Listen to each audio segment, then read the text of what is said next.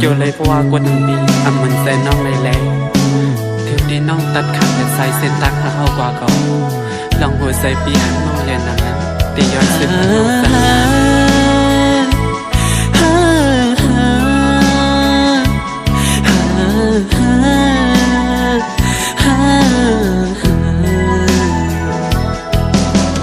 ถึงใส่หักงานเนื้อดีมาอื่นน้องอ่อนใน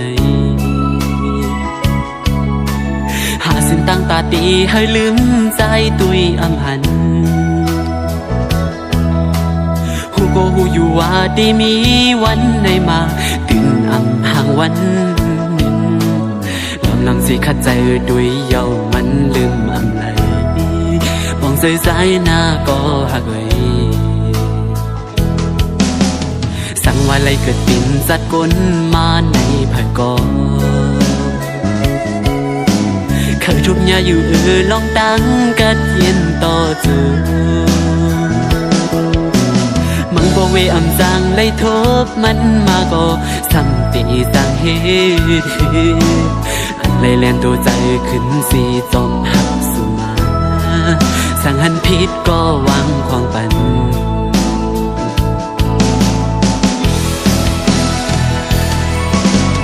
ย้อนเบื่อหักไม่น้องนาแลขาดสู่ในเหมือนตั้งตีขาดใจมีมาในปันใจในเมืองกวนเลิกสิ่งเติ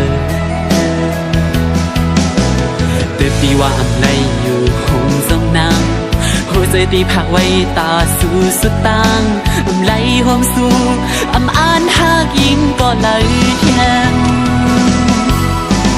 ซ้ำว่าปีเลยไม่ตันเลย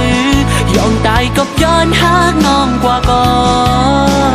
ตั้งอันน้องให้ปอมนเสื้อนั้นลาดออกมาเลยเด็กมีเส้นใจปีขาดเสียงสึกมือย้อนเธอไล่หันหน้าอ่อนสู่ยุ่งซื้อสันตายเสียนเธอใจปอไล่ลืมใจ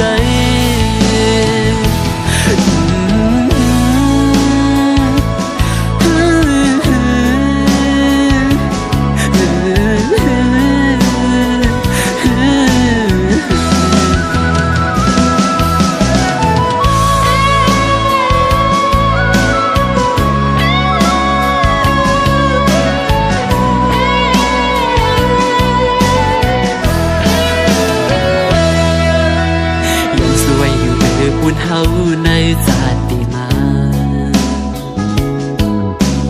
ให้เลยมือเกิดเปลี่ยนสักทีมีเงินเยอะนำให้สู่บ้านอ่อนสู่และเฮาไล่หักกันมือต่อสู่เฮาสู่ให้ดื่มทนกูลองตั้งมุมมองเกกังหาอย่าให้ทบลองตั้งในใจ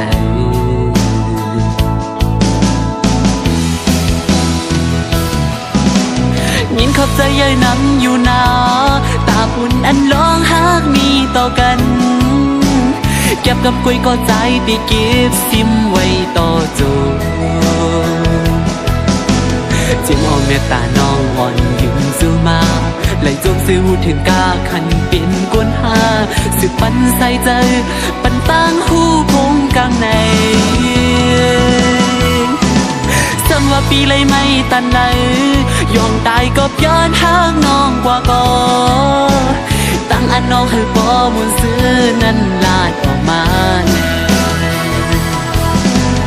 ตึกที่เส้นใจพี่ขาดเสียงสุดมือ